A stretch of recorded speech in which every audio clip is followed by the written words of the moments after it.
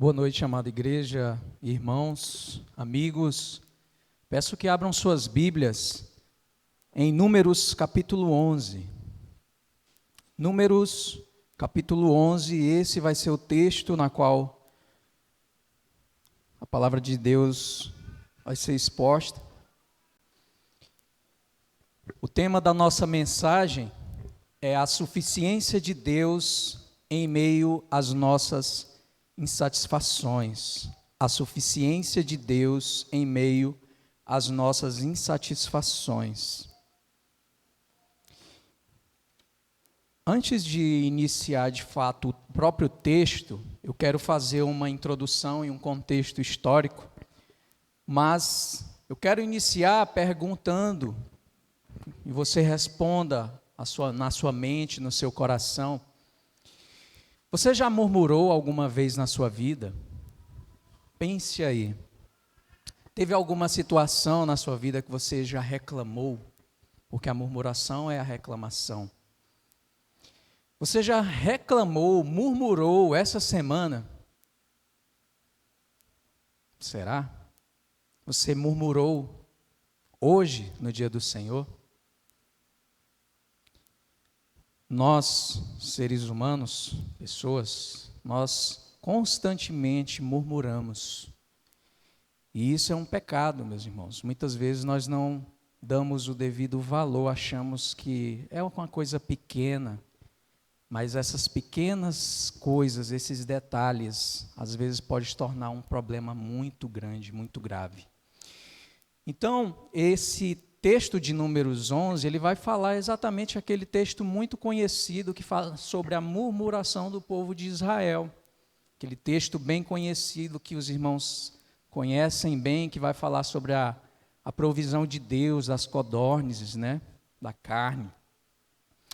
Mas, para entendermos bem esse contexto histórico, nessa introdução, eu quero falar um pouquinho sobre, de fato, que livro é esse? O livro de Números, né? Os 5 primeiros livros da Bíblia foram escritos por Moisés, né? Gênesis, Êxodo, Levítico, Números e Deuteronômio.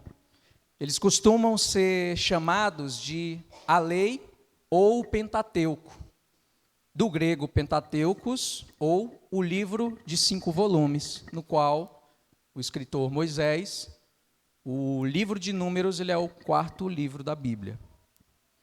Temos acompanhado até aqui, né, desde as exposições do reverendo Marcos, dos livros de Gênesis que já tivemos, e do livro de Êxodo, que estamos tendo atualmente, nós vimos que o povo de Israel ele foi liberto da escravidão no Egito através de grandes sinais.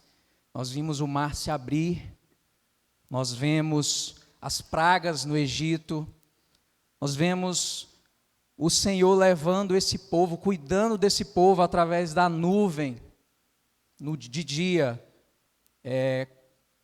cobrindo o sol, e durante a noite, levando eles com essa mesma nuvem, mas como fogo. Então, o Senhor, ele fez obras majestosas, maravilhosas para esse povo, libertando-os do Egito. E após a sua libertação, Israel iniciou uma jornada no deserto rumo à terra prometida, terra que foi prometida pelo Senhor Deus, sob a liderança de Moisés, guiado por Deus através dessa coluna de nuvem durante o dia e da coluna de fogo durante a noite, né? E durante essa jornada, o povo de Israel enfrentou várias dificuldades, incluindo a escassez de água e de comida, que testaram a sua fé e a sua confiança em Deus. O propósito de Moisés, ao escrever esse livro de Números, era conclamar a segunda geração do Êxodo a servir a Deus como seu exército santo na conquista da terra prometida, evitando assim os erros do passado e permanecendo fiéis aos preceitos de Deus. Nós sabemos, quando estudamos a palavra de Deus, que houve 2 gerações nesse período do percurso ali a terra prometida. Nós tivemos a primeira geração de israelitas e tivemos a segunda geração. E esse livro ele é escrito exatamente para esta segunda geração. A primeira geração ela morreu no deserto e a segunda geração ela nasceu no deserto. O livro começa com os preparativos para a marcha pelo deserto e termina com os preparativos para a entrada em Canaã. Números foi escrito então para essa geração, que essa segunda geração, enquanto eles estavam nas campinas de Moabe, do lado oposto de Jericó, Moisés incentivou essa nova geração a perseverar na fé e na obediência que os seus pais não haviam feito. Então, tendo falado um pouco sobre esse contexto em que se passa o livro de Números, vamos refletir sobre este capítulo lido, que nos revela a natureza humana em sua insatisfação e rebeldia e nos ensina sobre a suficiência de Deus para suprir todas as nossas necessidades. O capítulo 11 de Números mostra o povo de Israel, recém-liberto da escravidão no Egito, murmurando e se queixando contra Deus por causa da falta de carne. Como falei, eles passaram por várias aflições. Você está no deserto, você está sem água, você vê muita areia, então, constantemente eles estavam passando por situações difíceis. E este episódio, ele nos ensina sobre a provisão de Deus e aponta, meus irmãos, para a suficiência de Cristo em nossas vidas. Nós sabemos que todo o Antigo Testamento ele vai apontar para Cristo. Ali são sombras. E desta forma, então, durante a exposição da palavra de Deus, quero que os irmãos saiam daqui com o entendimento de quem era o povo de Israel nesse contexto. E fique bem claro isso. Identificar quem somos nós, a igreja, em meio a essa história. E quem é Deus em todo o tempo. No decorrer, então, dessa explanação, irmãos, da palavra de Deus, eu irei fazer as aplicações nos pontos para melhor entendimento. Então, posto essa introdução sobre o livro de Números, nós vamos iniciar lendo o capítulo 11 dos versos. Nós vamos trabalhar todo ele, capítulo 11, mas nós vamos ler por partes. Nesse primeiro momento, eu quero ler dos versos 1 ao verso 9, e os irmãos acompanhem. Queixou-se o povo de sua sorte aos ouvidos do Senhor. Ouvindo o Senhor, acendeu-se-lhe a ira, e fogo do Senhor ardeu entre eles, e consumiu extremidades do arraial. Então o povo clamou a Moisés, e orando este ao Senhor, o fogo se apagou. Pelo que chamou aquele lugar Taberá, porque o fogo do Senhor se acendera entre eles. E o populacho que estava no meio deles veio a ter grande desejo das comidas dos egípcios. Pelo que os filhos de Israel tornaram a chorar e também disseram: quem nos dará carne a comer?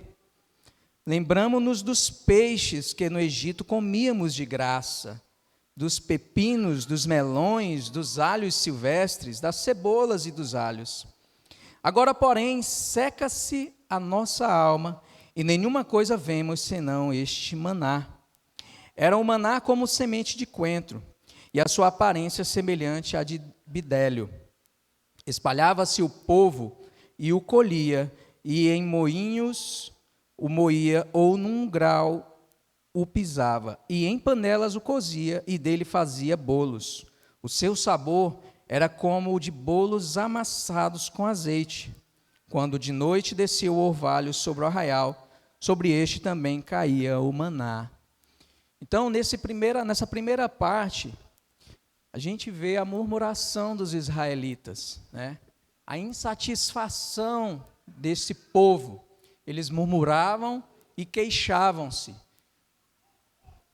Que fique claro, meus irmãos, nesse verso 4, quando fala-se populacho, para aqueles que não sabem, era um povo que não era israelita, que saiu juntamente com o povo de Israel do Egito.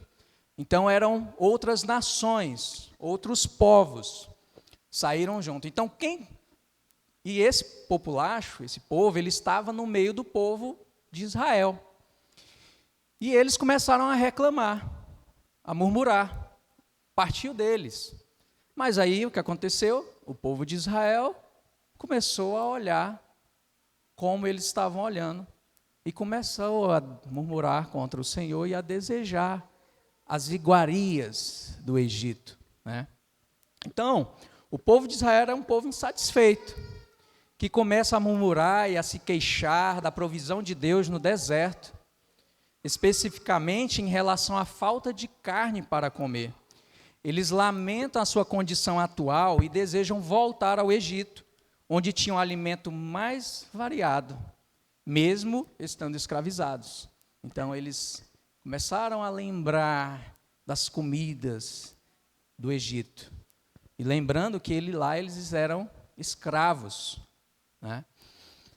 O reverendo Renan Dias, em uma exposição sobre esse texto, fala algo muito interessante. Ele diz que alguns pecados que temos por pequenos, alguns pecados como a murmuração, embora pequenos, são tão poderosos que podem transformar nossa vida em um deserto espiritual.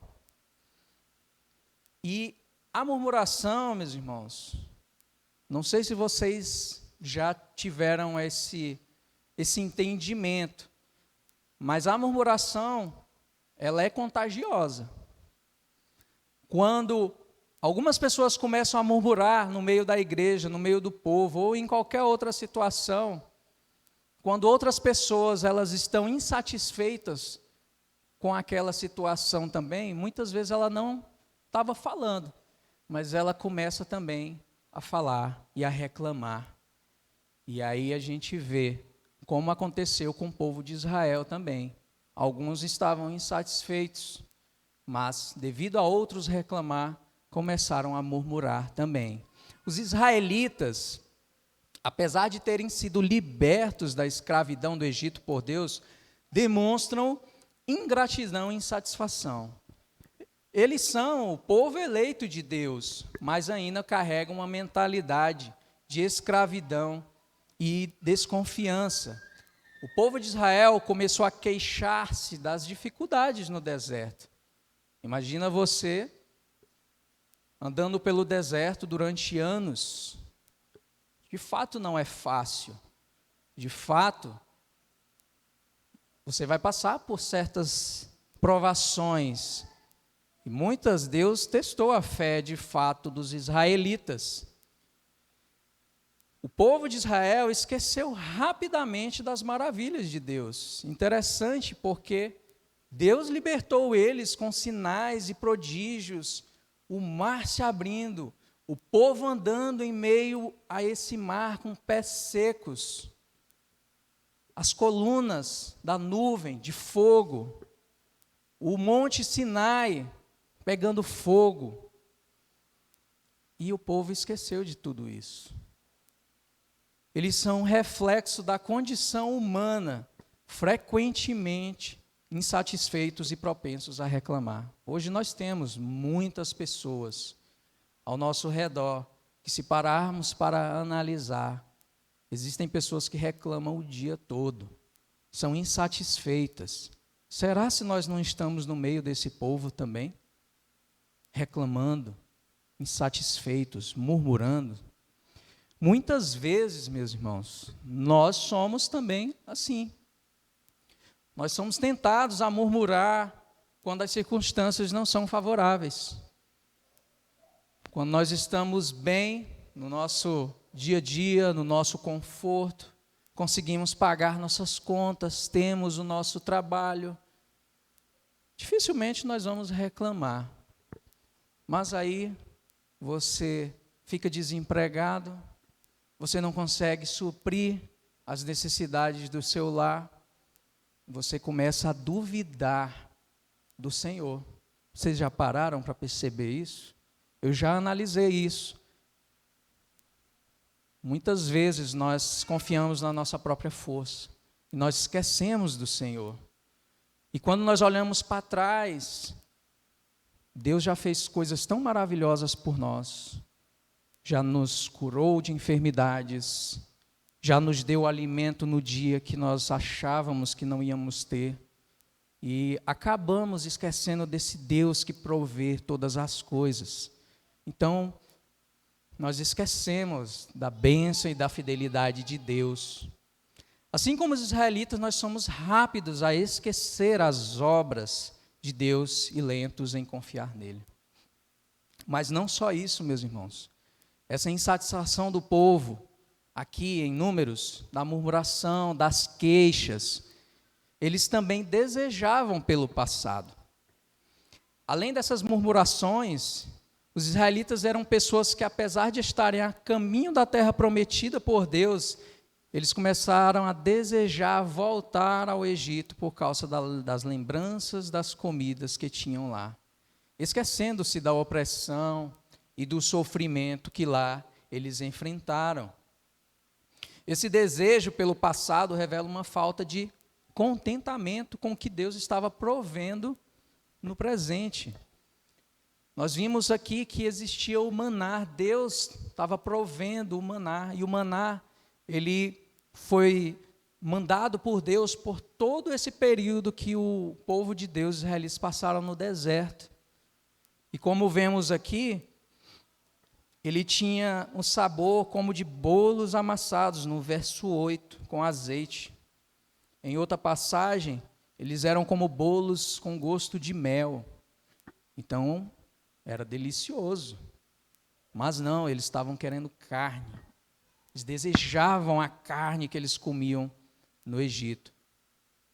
E esse desejo pelo passado revela uma falta de contentamento com o que Deus estava provendo no presente, né? O maná, a demonstração da provisão diária de Deus, não era mais suficiente para eles.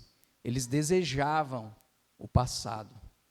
E não é assim, meus irmãos, conosco hoje. Muitas vezes olhamos para trás, para o passado, e não valorizamos o que Deus está fazendo no presente.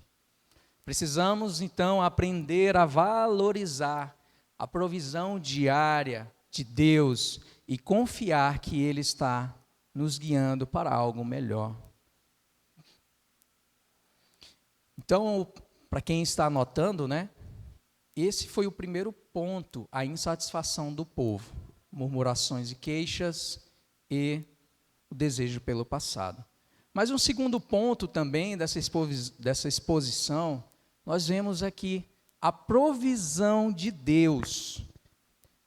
Números 11, dos versos 10 a 23. Acompanhem, meus irmãos. Então Moisés ouviu chorar o povo por famílias, cada um à porta de sua tenda.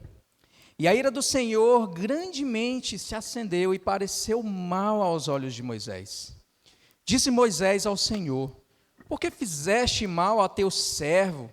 E por que não achei favor aos teus olhos, visto que puseste sobre mim a carga de todo este povo?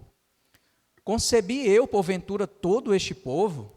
Dei-o eu à luz para que me digas: leva-os ao teu colo como a ama leva a criança que mama, a terra que sob juramento prometeste a seus pais? Onde teria eu carne para dar a todo este povo? Pois chora diante de mim, dizendo: dá-nos carne que possamos comer. Eu sozinho não posso levar todo este povo, pois me é pesado demais. Se assim me tratas, mata-me. De uma vez, eu te peço, se tenho achado favor aos teus olhos, e não me deixes ver a minha miséria. Disse o Senhor a Moisés: ajunta-me 70 homens dos anciãos de Israel, que sabes serem anciãos e superintendentes do povo, e os trarás perante a tenda da congregação, para que assistam ali contigo. Então descerei, e ali farei contigo. Tirarei do espírito que está sobre ti, e porei sobre eles, e contigo levarão a carga do povo, para que não a leves tu somente. Dize ao povo: santificai-vos para amanhã, e comereis carne, porquanto chorastes aos ouvidos do Senhor, dizendo: quem nos dará carne a comer? Íamos bem no Egito, pelo que o Senhor vos dará carne, e comereis. Não comereis um dia, nem 2 dias, nem 5, nem 10, nem ainda 20, mas um mês inteiro, até vos sair pelos narizes, até que vos enfastieis dela, porquanto rejeitastes o Senhor que está no meio de vós, e choraste diante dele, dizendo: por que saímos do Egito? Respondeu Moisés: 600.000 homens de pé, é este o povo no meio do qual eu estou. E tu disseste: dar-lhes-ei carne, e a comerão um mês inteiro. Matar-se-ão para eles rebanhos de ovelhas e de gado que lhes bastem? Ou se ajuntarão para eles todos os peixes do mar que lhes bastem? Porém o Senhor respondeu a Moisés: ter-se-ia encurtado a mão do Senhor? Agora mesmo verás se cumprirá ou não a minha palavra. Aqui nós vemos Deus provendo um intercessor, Moisés. Mas é interessante, quando nós lemos o texto, nós analisamos, nós vemos que Moisés, de uma certa forma, também começa a reclamar ao Senhor. E é interessante porque ele fala que o povo, que ele escutava o povo nas suas casas reclamando. Então era muita gente, não era pouca gente. E Moisés começa a ficar chateado, e ele recorre ao Senhor. Então Deus, ele provê, até nisso ele provê o intercessor, porque quem é o intercessor aqui? Moisés. Ele ora. Moisés, sobrecarregado com as responsabilidades de liderar o povo, clama a Deus em desespero. Ele se sente incapaz de suportar a carga do povo sozinho, como vimos aí entre os versos 10 e 15. Estava angustiado com as reclamações constantes do povo. Ele clamou a Deus por ajuda. E isso nos lembra que podemos e devemos levar nossas preocupações e fardos ao Senhor em oração, em vez de reclamarmos. Assim como Moisés, muitas vezes, irmãos, nos sentimos sobrecarregados pelas responsabilidades e preocupações da vida. As preocupações, principalmente nos nossos dias, nessa correria do mundo moderno, ela nos faz ficarmos preocupados. Lembro da situação do Rio Grande do Sul, quando começaram a falar que o arroz ia ficar mais caro, e aí a gente começa a nos preocupar. Vamos fazer estoque? Quanto que vai ficar? A gente começa a se preocupar. Essas preocupações da vida, as responsabilidades, elas nos trazem um certo sofrimento. Nós somos pessoas que, apesar de nossa fé, nós enfrentamos momentos de fraqueza e desânimo. Quem de nós nunca enfrentou um momento de fraqueza e desânimo? Acredito que todos aqui. Em nossos momentos de fraqueza, devemos seguir o exemplo de Moisés e buscar a Deus em oração. Reconhecermos que somos limitados e dependentes da força e da orientação divina. Porém, mais do que isso, enquanto o povo murmurava, Moisés clamava. Ele foi colocado por Deus como mediador pactual da aliança da lei. Desse modo, a intercessão de Moisés faz parte da providência de Deus, como vemos em todo os livros do Antigo Testamento em que Moisés é contada a história dele. Moisés é um tipo de Cristo, o apóstolo e sumo sacerdote da nossa fé. Conforme Hebreus 3, abram a suas Bíblias em Hebreus, capítulo 3, versos de 1 a 6. E eu vou ler. Nesse texto vai mostrar exatamente a Cristo, nosso supremo, nosso apóstolo e sumo sacerdote. Hebreus 3, versos de 1 a 6. O título aí que está na Bíblia em negrito: Cristo é superior a Moisés, o perigo da incredulidade e da desobediência. Por isso, santos irmãos, que participais da vocação celestial, considerai atentamente o apóstolo e sumo sacerdote da nossa confissão, Jesus, o qual é fiel àquilo que o constituiu, como também o era Moisés em toda a casa de Deus. Então, Moisés apontava para Cristo. Jesus, todavia, tem sido considerado digno de tanto maior glória do que Moisés, quanto maior honra do que a casa tem aquele que a estabeleceu. Pois toda casa é estabelecida por alguém, mas aquele que estabeleceu todas as coisas é Deus. E Moisés era fiel em toda a casa de Deus, como servo, para testemunho das coisas que haviam de ser anunciadas. Cristo, porém, como filho, em sua casa, a qual casa somos nós, se guardarmos firmes até o fim a ousadia e a exultação da esperança. Então, Moisés é um tipo de Cristo. Ele aponta para Cristo, nosso sumo sacerdote. E Deus, ele, além de prover o intercessor, Deus também responde essa intercessão de Moisés, como vemos nos versos de 16 a 23 que lemos. Ele faz isso de algumas formas. Como? Primeiro, Deus ele responde à intercessão de Moisés provendo pastores para o seu rebanho. Então o Senhor escuta a oração de Moisés. Apesar de ele se queixar ao Senhor, o Senhor o escuta. Respondendo à queixa de Moisés, o Senhor designa 70 anciãos para ajudá-lo na liderança do povo, pois ele nunca deixa seus servos sozinhos em suas responsabilidades. Somos o povo que precisa de ajuda e suporte, assim como os 70 anciãos foram levantados para ajudar Moisés. Precisamos uns dos outros na caminhada da fé, e isso aponta para a igreja. Nós, igreja do Senhor, nós somos um corpo, nós precisamos uns dos outros. Nessa caminhada da fé, devemos reconhecer a nossa necessidade de comunidade e apoio mútuo. Deus nos coloca em relacionamentos para que possamos carregar os fardos uns dos outros. Além disso, devemos confiar que Deus provê conforme suas promessas e planos, mesmo que não compreendamos imediatamente. Deus também responde à intercessão de Moisés, não só provendo pastores para o seu rebanho, mas prometendo sustento.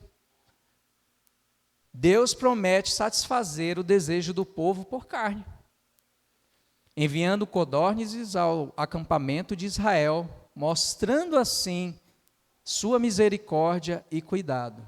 Porque, de fato, o povo reclamou, mas haviam crentes no meio de Israel. Foram muitos que reclamaram, que murmuraram, mas existia o povo eleito também. E o Senhor cuida do seu povo. Ele também adverte o povo contra o pecado. Deus ele prometeu dar a carne ao povo, mas também advertiu sobre as consequências de sua insatisfação e desejo desordenado.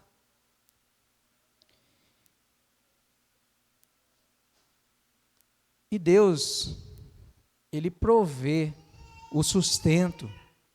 Deus enviou um vento que trouxe as codornizes, satisfazendo temporariamente o desejo do povo por carne. Foi algo temporário. Isso mostra que Deus ouve nossos clamores e pode atender os nossos desejos. No entanto, a provisão das codornizes também serviu como uma prova do coração do povo. Nós vemos isso nos versos de 31, voltando para o nosso texto de Números 11, nós vemos aqui de 31, nos versos 31 e 32.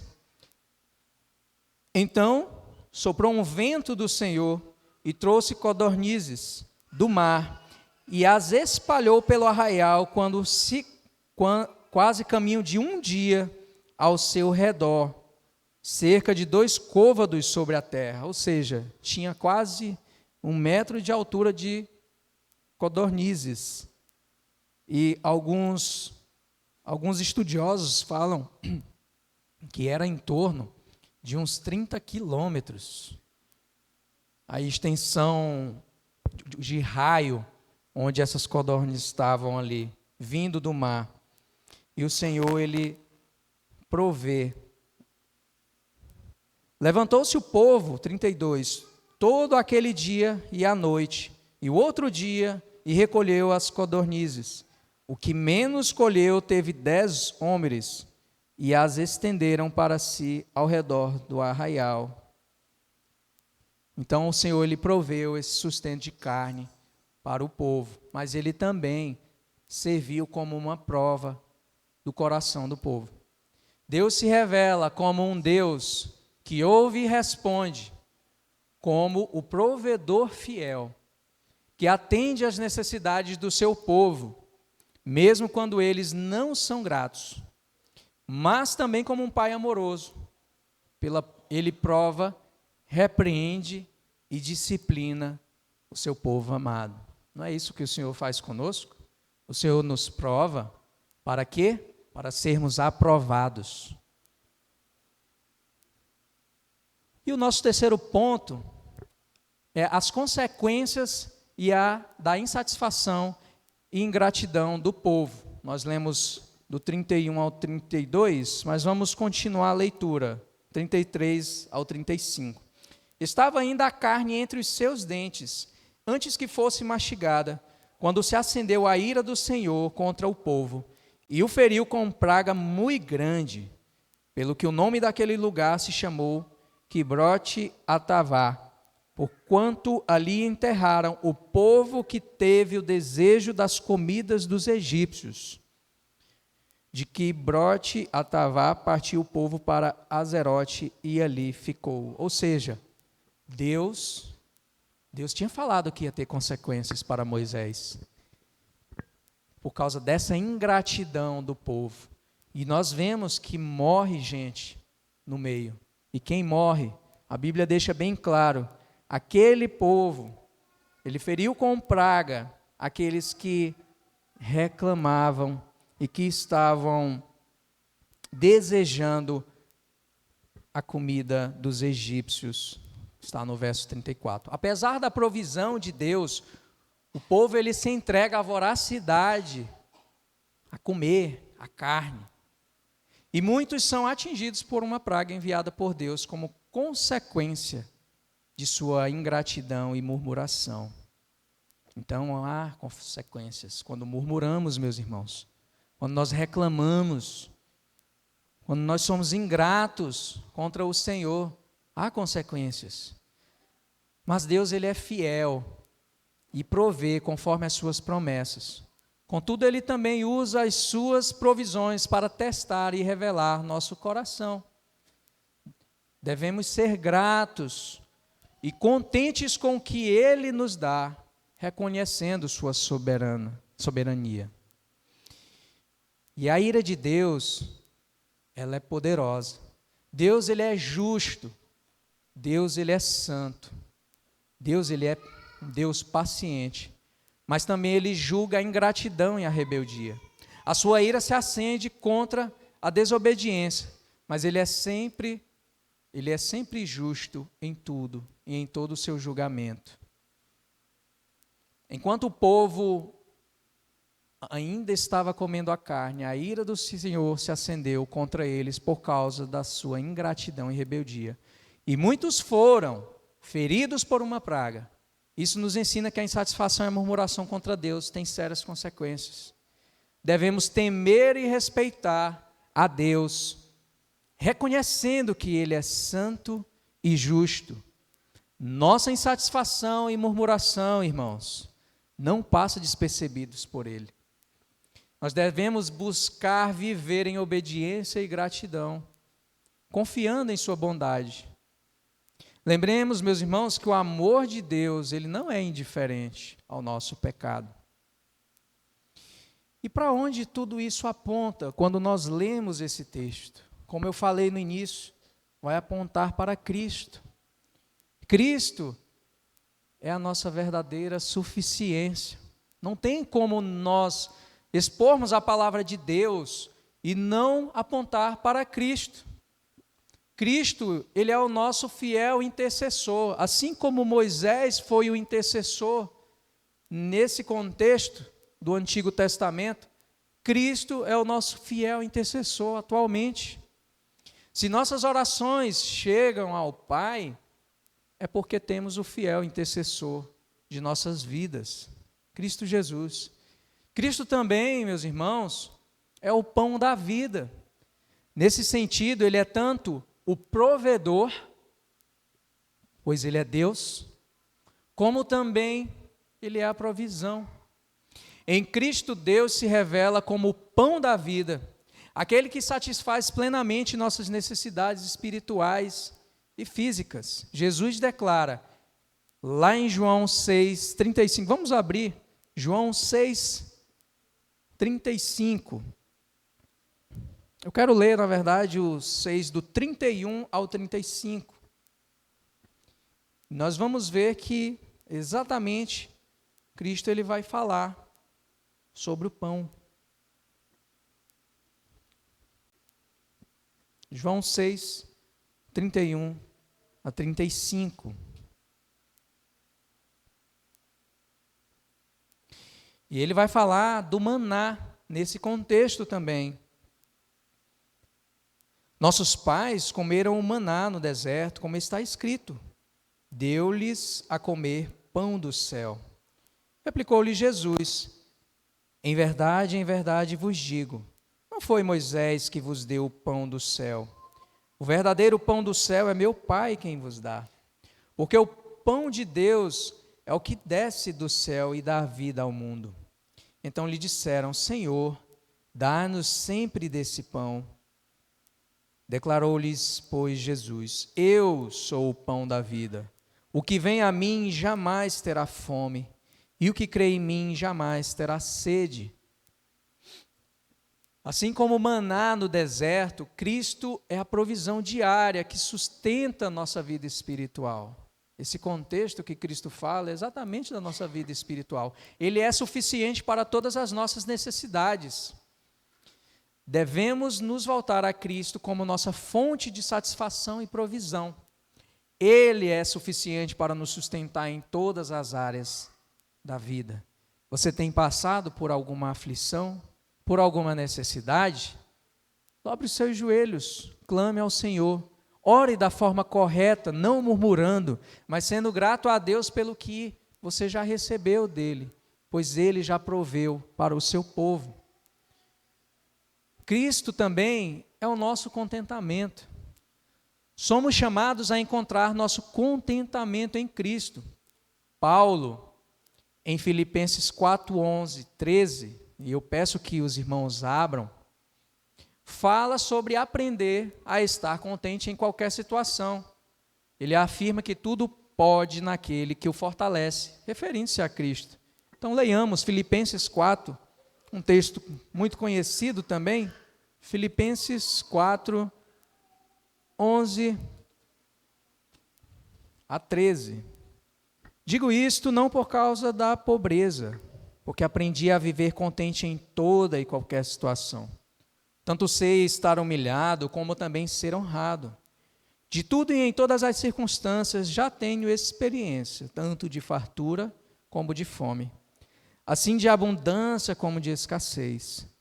Tudo posso naquele que me fortalece. Então, Paulo, ele é grato ao Senhor, referindo-se a Cristo como o seu contentamento e a sua provisão. Nossa satisfação, meus irmãos, e contentamento, portanto, devem estar enraizados em Cristo, e não nas circunstâncias ou nas provisões temporais. Devemos buscar a Cristo como nossa fonte de força e contentamento. Em meio às dificuldades e provações, nossa fé e confiança devem estar firmemente ancorados nele. E eu concluo e faço algumas aplicações. A insatisfação e ingratidão mostrada nesse capítulo 11, que lemos de Números, revela a tendência humana para a insatisfação e a murmuração. mesmo quando Deus tem demonstrado o seu poder e amor. Mesmo diante da rebeldia do povo, Deus continua sendo paciente e provê para as suas necessidades. A história também destaca as sérias consequências espirituais da ingratidão, desobediência e rebeldia contra Deus. Meus amados, Números 11, ele nos ensina essa tendência humana à insatisfação e à murmuração, mas ele também nos revela a paciência e a provisão de Deus. Deus proveu para o povo daquele tempo. Deus provê para nós no nosso tempo. Nós aprendemos que devemos levar nossas preocupações a Deus, confiar em sua provisão e encontrar a nossa verdadeira satisfação em Cristo. Que possamos, meus irmãos, como povo de Deus, aprender a estar contentes e confiar plenamente no Senhor, sabendo que Ele é suficiente para todas as nossas necessidades. Façamos, então, da nossa oração a do salmista, no Salmo 119, 11. Abram a palavra no Salmo 119, 11. E que você possa fazer, nós possamos fazer da nossa oração, a oração do salmista. Ele diz: guardo no coração as tuas palavras, para não pecar contra ti. Quando guardamos a palavra de Deus em nosso coração, nós entendemos que não devemos reclamar, murmurar, para não pecar contra o Senhor. Se não queremos, meus irmãos, viver em um deserto espiritual, ouçamos essa palavra, a palavra do Senhor, e oremos para que Deus nos dê um coração grato e contente, sempre voltado para Cristo, a nossa verdadeira suficiência. Amém. Oremos. Senhor Deus, quão maravilhoso é Deus, entendermos a história do teu povo, entendermos quem foi o povo de Israel, entendermos quem somos nós em meio a essa história, e entendermos quem é o Senhor Deus. Tu és o provedor, Tu és o nosso Salvador. Tu, ó Deus, providencia todas as coisas ao Teu povo. O Senhor, ó Deus, prova.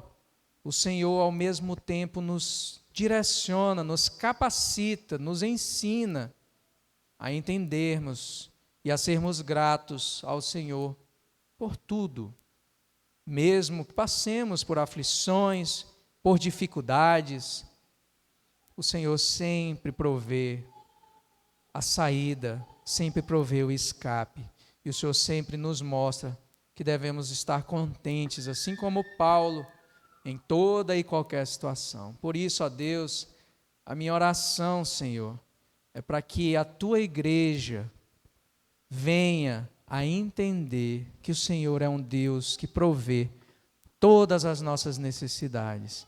Assim como proveu ao povo de Israel, mesmo diante da sua murmuração, da sua lamentação, das suas reclamações, o Senhor cuida do seu povo, do povo eleito. O Senhor, ó Deus, guarda o teu povo. Muito obrigado, ó Pai, por, ó Deus, assim, nesse estudo, nos fazer entender quão maravilhoso é adorar, a louvar e a engrandecer esse Deus que provê todas as coisas.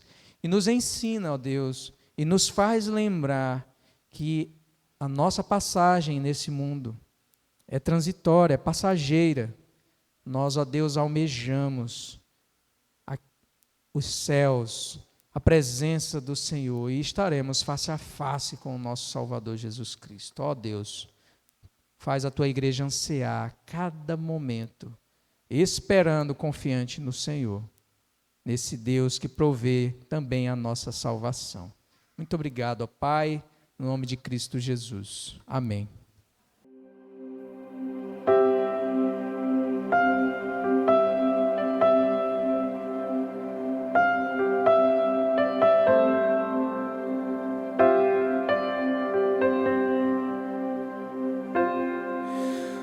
Tu és bem-vindo aqui.